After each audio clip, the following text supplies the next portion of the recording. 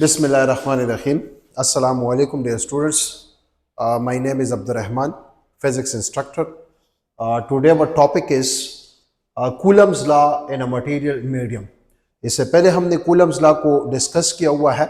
आज का हमारा जो टॉपिक है वो है Coulomb's law in a material medium. Student, इसको डिस्कस करने से पहले हमें तीन चीज़ों के बारे में पता होना चाहिए. एक हमारे पास है परमिटिविटी, दूसरा है इलेक्ट्रिक पोलराइजेशन और तीसरा जो है वो है डाइलेक्ट्रिक.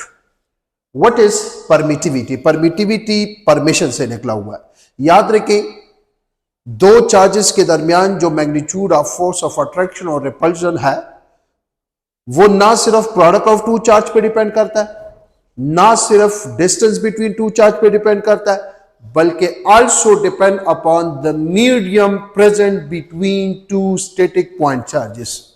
अगर MCQ में आता है the Coulomb force between two charges depend upon option A magnitude of two charges, option B distance between two charges, option C medium between two charges, option D all. Your option should be all options are the correct option.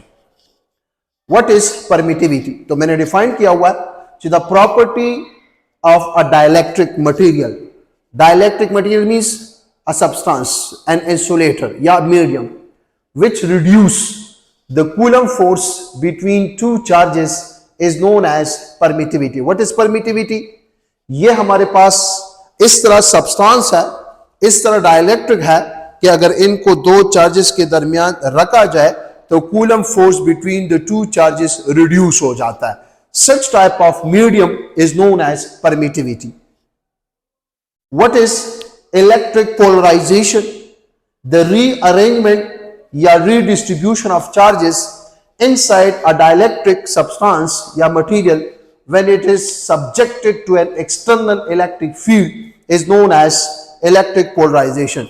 जब भी हम कोई substance लेते हैं और उसको कोई भी हम डाइलेक्ट्रिक लेते हैं और उसको किसी एक्सटर्नल इलेक्ट्रिक फील्ड में रखा जाए तो उस सब्सटेंस के अंदर जो चार्जेस होते हैं वो स्ट्रेच हो जाते हैं, रीअरेंज हो जाते हैं. Such phenomena is known as electric polarization and the substance is known as dielectric. How? For example students, हम जानते हैं दिस इज पॉजिटिव प्लेट और ये नेगेटिव प्लेट है. Electric field is from positive to negative. अगर इनके दरमियान में कोई डाइलेक्ट्रिक रख लूं, let's suppose this is a dielectric, ये मैंने कोई डाइलेक्ट्रिक कोई सब्सटेंस रख लिया, ये इस तरह सब्सटेंस है. What is dielectric? An insulator which can be polarized. वो इंसुलेटर जो पोलराइज्ड हो जाता है किसी एक्सटर्नल इलेक्ट्रिक फील्ड की वजह से, उस सब्सटेंस को हम नाम देते हैं डाइलेक्ट्रिक. सही था? अब अगर फॉर एग्जांपल ये हमने किसी एक्सटर्नल इलेक्ट्रिक फील्ड में हमने कोई डाइलेक्ट्रिक रख लिया, नो इसके अंदर स्टूडेंट जो चार्जेस है पॉजिटिव नेगेटिव वो रीअरेंज हो जाते हैं, डिस्ट्रीब्यूट हो जाते हैं. पॉजिटिव नेगेटिव को अट्रैक्ट कर लेगा, नेगेटिव पॉजिटिव को, negative positive, negative positive. Students, ये हमारे पास अगर देखा जाए एक्सटर्नल इलेक्ट्रिक फील्ड है, this is external electric field, ये एक्सटर्नल इलेक्ट्रिक फील्ड है और हमने जो डाइलेक्ट्रिक रख लिया उसके अंदर जो चार्जेस होते हैं वो स्ट्रेच हो जाते हैं, रीअरेंज हो जाते हैं in the opposite direction of the charge present on the plates. और इनका जो इलेक्ट्रिक फील्ड है वो ये है. तो अगर देखा जाए दो ये electric field inside a dielectric, तो नेट इलेक्ट्रिक फील्ड जो है वो रिड्यूस हो जाता है. दो प्लेट्स के दरमियान इलेक्ट्रिक फील्ड रिड्यूस हो जाता है. याद रखें, फेराडे के मुताबिक why two charges attract or repel? Because they are in overlapping field. एक चार्ज दूसरे चार्ज के फील्ड में जब रखा जाए तो इनके फील्ड ओवरलैप कर लेते हैं, जिनकी वजह से ये दो चार्जेस एक दूसरे को आइदर अट्रैक्ट और रिपेल करते हैं इलेक्ट्रिक फील्ड की वजह से. लेकिन अगर दो चार्जेस के दरमियान हम कोई डाइलेक्ट्रिक रखते हैं तो डाइलेक्ट्रिक की वजह से नेट इलेक्ट्रिक फील्ड क्या हो जाता है? वो रिड्यूस हो जाता है. जब इलेक्ट्रिक फील्ड रिड्यूस हो जाता है तो इलेक्ट्रिक फील्ड की वजह से दो चार्जेस एक दूसरे को अट्रैक्ट और रिपेल करते हैं, तो magnitude of force of attraction और repulsion between two static point charges reduce हो जाता है. सो ये तीन मेन छोटे छोटे टॉपिक्स है, एमसीक्यूज वगैरह के लिए भी इंपॉर्टेंट है और साथ साथ कंसेप्चुअल क्वेश्चन के लिए भी इंपॉर्टेंट है कि व्हाट इज परमिटिविटी, परमिटिविटी हमारे पास एक सब्सटेंस की, एक डाइलेक्ट्रिक की वो प्रॉपर्टी जो कूलम फोर्स को रिड्यूस करता है, उस सब्सटेंस को हम क्या नाम देते हैं? उस प्रॉपर्टी को हम नाम देते हैं परमिटिविटी, और उस सब्सटेंस को हम नाम देते हैं डाइलेक्ट्रिक। वजह क्या है? काज क्या है? Electric polarization. इस तरह सब्सटेंस जिसको हम डाइलेक्ट्रिक कहते हैं, किसी एक्सटर्नल इलेक्ट्रिक फील्ड में रखा जाए, उसके अंदर जो चार्जेस होते हैं वो रीअरेंज हो जाते हैं, डिस्ट्रीब्यूट हो जाते हैं। उस सब्सटेंस के अंदर जो इलेक्ट्रिक फील्ड होता है वो इस तरह डायरेक्शन में पैदा हो जाता है कि एक्सटर्नल इलेक्ट्रिक फील्ड को रिड्यूस कर लेता है। डाइलेक्ट्रिक वो इंसुलेटर जो पोलराइज हो जाता है किसी भी एक्सटर्नल इलेक्ट्रिक फील्ड में, उसको स्टूडेंट हम नाम देते हैं डाइलेक्ट्रिक। एक होता है कंडक्टर, एक होता है इंसुलेटर, एक होता है डाइलेक्ट्रिक। कंडक्टर वो सब्सटेंस होता है जिसमें हमारे पास करंट फ्लो करता है लेकिन नॉट पोलराइज। कंडक्टर में फ्री इलेक्ट्रॉन्स होते हैं, ये पोलराइज नहीं हो सकता। Conductor can not be polarize, metal can not be polarized. Insulator इस तरह सब्सटेंस है कि इसमें no current is flow, like plastic, rubber, not polarized. Dielectric इस तरह सब्सटेंस है कि इससे करंट तो पास नहीं होता, लेकिन अगर किसी एक्सटर्नल इलेक्ट्रिक फील्ड में रखा जाए तो वो पोलराइज हो जाता है। उसमें जो चार्जेस होते हैं वो रीडिस्ट्रीब्यूट हो जाते हैं, अरेंज हो जाते हैं इन स्पेसिफिक डायरेक्शन, और इसको हम नाम देते हैं इलेक्ट्रिक पोलराइजेशन को। आते हैं स्टूडेंट्स, अपने टॉपिक को डिस्कस करते हैं। When a dielectric is placed between two electric charge particle, it reduce the coulomb force between them.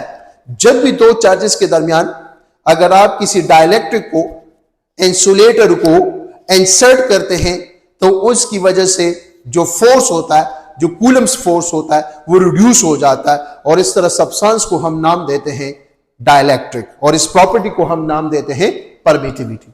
Let's suppose दो चार्जेस है, one is Q1 and the second is Q2, which are at a distance r, no medium, means there is vacuum. Then Coulomb's force F vacuum is equal to K, या K की जगह 1/4 pi epsilon naught Q1 Q2 divided by R square, और R cap is a unit vector which shows direction. If no medium means vacuum, then the permittivity will be absolute permittivity, static permittivity, या permittivity of free space, its value is constant, 8.85 into 10 to the power minus 12 Coulomb square divided by Newton meter square. अगर दो charges के दरमियान किसी medium को रखते हैं, कौन से मीडियम को रखते हैं? डाइलेक्ट्रिक को रखते हैं। तो डाइलेक्ट्रिक इस तरह सब्सटेंस है, भी हमने पढ़ा कि अगर दो चार्जेस के दरमियान रखा जाए तो उनके दरमियान फोर्स रिड्यूस हो जाता है।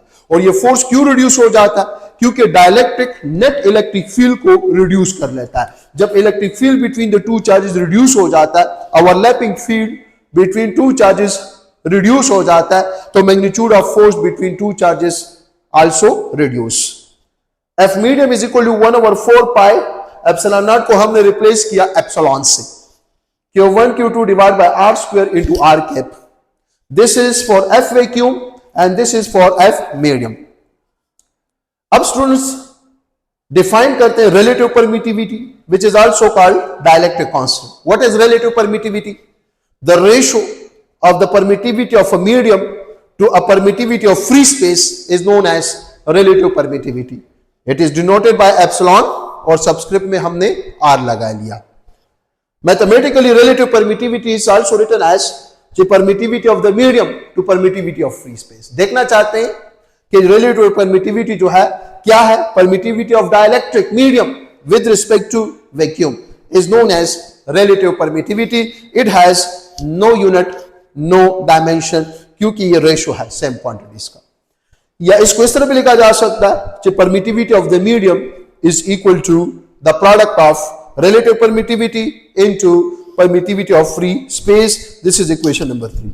स्टूडेंट एमसीक्यू के लिहाज से ये इंपॉर्टेंट है, याद रखें, जो रिलेटिव परमिटिविटी है वो कभी जीरो नहीं हो सकती, रिलेटिव परमिटिविटी कभी नेगेटिव नहीं हो सकती। Relative permittivity is always greater और equal to 1। For air, remember MCQ के लिहाज से इंपॉर्टेंट है, its value is 1. For any dielectric constant, its value is greater than 1. For any dielectric, the relative permittivity will always be greater than 1। MCQ के लिहाज से important है। For metal the relative permittivity is epsilon not, क्योंकि metal से कोई electric lines of force pass नहीं हो सकता। सो दो चार्जेस के दरमियान अगर मेटल को इंसर्ट करते हैं तो रिलेटिव परमिटिविटी की वैल्यू एप्सिलॉन नॉट है, क्योंकि मेटल से electric lines of force pass नहीं हो सकता। So the coulomb force become 0।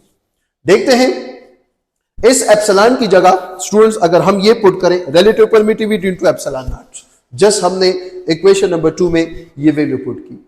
यहां अगर मैं 1 ओवर एप्सिलॉन आर को बाहर निकालूं, ये हो जाएगा 1 over 4 pi epsilon naught Q1 Q2 divide by R square into R cap. Students ये जो है 1 over 4 pi epsilon naught Q1 Q2 divide by R square into R cap, ये किस चीज के बराबर है according to equation number 1? F vacuum के बराबर। सो इधर आ जाएगा एफ वैक्यूम, या इसको इस तरह भी लिखा जा सकता है F medium is equal to F vacuum divided by epsilon R. इसका और हमने ये भी पढ़ा हुआ है, ये भी स्टूडेंट एमसीक्यू के लिहाज से इंतहाई इंपॉर्टेंट है, आपसे पूछा जा सकता है MCQ which is a very important. F medium is equal to F vacuum divided by epsilon R. अब अगर किसी भी मीडियम की एप्सिलॉन आर की वैल्यू आपको गिवन है, सो आप अपने लिए एफ मीडियम को फाइंड कर सकते हैं if F vacuum is given. आपके बुक में एक टेबल गिवन है, पैराफिन पेपर के लिए इसकी वैल्यू है जो है वो है 2 है, वाटर के लिए इसकी वैल्यू जो है अप्रोक्सीमेटली रियल तो है वो है 78.5, लेकिन अप्रोक्सीमेटली हम 80 लेते हैं।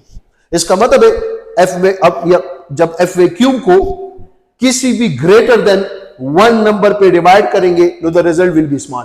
F medium is small as compare to F vacuum, या F vacuum is greater than F medium, या ये इधर आ जाएगा F vacuum is equal to epsilon r time of F medium. This is also very important. जो relative permittivity है वो greater than 1 है, अगर इसको आप एफ मीडियम के साथ मल्टीप्लाई करें सो एफ वैक्यूम आ जाएगा। स्टूडेंट याद रखें, दो चार्जेस के दरमियान अगर वैक्यूम है और उसके बाद आप डाइलेक्ट्रिक को इंसर्ट करते हैं सो कूलम फोर्स रिड्यूस हो जाता है। या दो चार्जेस के दरमियान कोई मीडियम है और आप उस मीडियम को हटाते हैं, वैक्यूम आ जाता है या एयर आ जाता है, तो ये जो फोर्स है ये इंक्रीज हो जाता है। कितना इंक्रीज हो जाता है?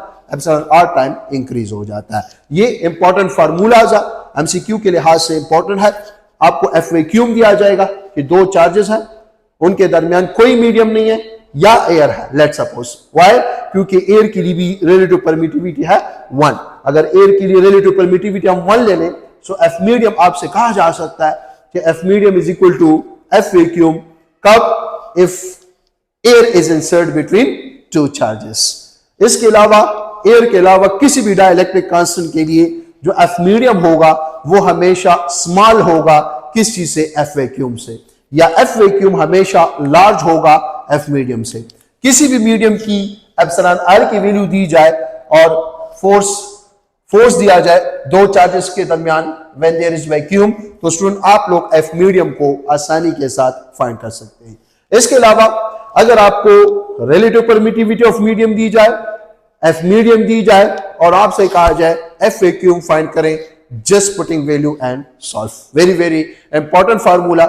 ये सिर्फ और सिर्फ पेपर पॉइंट ऑफ व्यू से इंपॉर्टेंट नहीं है ये क्वेश्चन, बल्कि एमसीक्यू के लिहाज से, एसएलओ बेस्ड क्वेश्चन के लिहाज से आपसे कहा जा सकता है कि show that F medium is less than F vacuum, या show that F medium is equal to F vacuum divided by epsilon r. SLO based type question जो है इसी तरह होते हैं, तो आप लोगों ने इसको इसी तरह जो है शो करना है, प्रूफ करना है।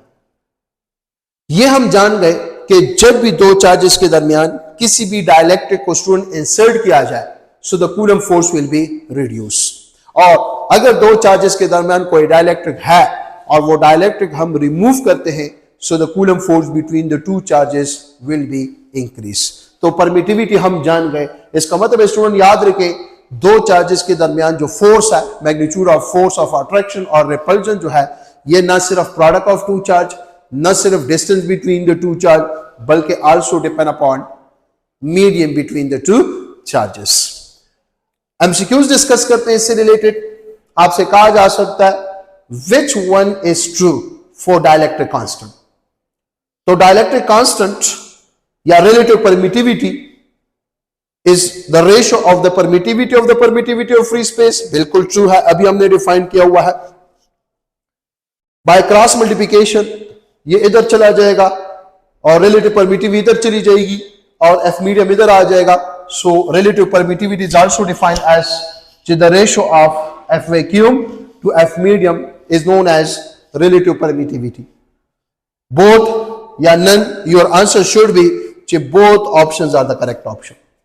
आपसे एमसीक्यू में कहा जा सकता है the ratio of F vacuum to F medium between two charges is called dash. Your answer should be relative permittivity. आपसे कहा जा सकता है दो चार्जेस है जिनके दरमियान फोर्स है 100 न्यूटन और एक मीडियम हम इंसर्ट करते हैं, वो फोर्स बन जाता है 50 newton. What will be the ratio, what will be the value of dielectric constant या what will be the value of relative permittivity? Now 100 divided by 2, 100 divided by 50, the answer will be 2. The Coulomb force between the two charges is 100 Newton. दो charges है उनके दरमियान Coulomb's force है 100 Newton. When a medium is inserted between them of epsilon r is 5, what will be the force become the two charges? तो अगर for example force हमारे पास पहले जो है वो है 100 और मीडियम इंसर्ट करते हैं जिसकी वैल्यू है 5, so F medium will be equal to 100 divided by 5. Your answer should be 100 divided by 5. Your answer should be 25. यहां पर हमारे पास जो आंसर आएगा वो बराबर होगा 25 न्यूटन के. इसके अलावा नेक्स्ट एमसीक्यू आपसे पूछा जा सकता है the two charges exert force of first 160 Newton. दो चार्जेस है एक दूसरे पर फोर्स एक्सर्ट करते हैं 160 न्यूटन या magnitude of force between the two charges is 160 newton. When both thrown in water then the force becomes, तो फिर फोर्स क्या हो जाएगा दो चार्जेस के दरमियान? इफ आर इज कांस्टेंट, कहते हैं कि दो चार्जेस है उनके दरमियान जो फोर्स है वो है 160 न्यूटन. उनके दरमियान अगर डिस्टेंस को केप कांस्टेंट रखा जाए और उन दोनों चार्जेस को वाटर में डबोया जाए या वाटर में फेंका जाए, then the coulomb force will be. तो याद रखें वाटर के लिए एप्सिलॉन आर की वैल्यू जो है वो है अप्रोक्सीमेटली 80. बुक में आपकी 78.5 है. सो दो चार्जेस के दरमियान जो फोर्स है वो है 160. सो इधर आ जाएगा 160 when there is no medium. अगर वाटर में डबोया जाए तो वाटर के लिए रिमेंबर एप्सिलॉन आर की वैल्यू है 80 approximately. 160 divide by 80 which is 2. Now the force will be 2 Newton. तो फोर्स जो होगा स्टूडेंट वो किस चीज के बराबर हो जाएगा? वो 2 न्यूटन के बराबर हो जाएगा. सो दो बातें ज़हन में याद रखें स्टूडेंट, एफ वैक्यूम हमारे पास दो चार्जेस है और उनके दरमियान नो मीडियम है या अगर कोई मीडियम है लेकिन वो मीडियम एयर है, तो F vacuum is equal to F medium when the medium between the two charges is air. Air के अलावा कोई भी डाइलेक्ट्रिक अगर आप दो चार्जेस के दरमियान इंसर्ट करते हैं, so the coulomb force will be reduce. और कितना रिड्यूस होगा स्टूडेंट? वो डिपेंड करता है एप्सिलॉन आर की वैल्यू. जितनी एप्सिलॉन आर की वैल्यू ज्यादा होगी उतना दो चार्जेस के दरमियान इनवर्स रिलेशन है. जितना एप्सिलॉन आर की वैल्यू ज्यादा होगी उतने दो चार्जेस के दरमियान जो कूलम फोर्स होगा वो रिड्यूस होगा, मोर रिड्यूस होगा. सही ना स्टूडेंट? तो याद रखें F medium is always less than F vacuum या F vacuum is always greater than F medium. तो such type of MCQs paper में आ सकते हैं और लास्ट टाइम एमडीकेट वगैरह में इसी से रिलेटेड जो है एमसीक्यू आए हुए हैं. आपको एफ वैक्यूम दिया जाएगा, आपको एप्सिलॉन आर दिया जाएगा, आपसे एफ मीडियम पूछा जाएगा या आपको एप्सिलॉन आर की वैल्यू दी जाएगी, आपको एफ मीडियम दिया जाएगा, आपसे एफ वैक्यूम पूछा जाएगा. नाउ याद रखें अक्सर एक एमसीक्यू आता है कि which one of the following shows the dielectric constant?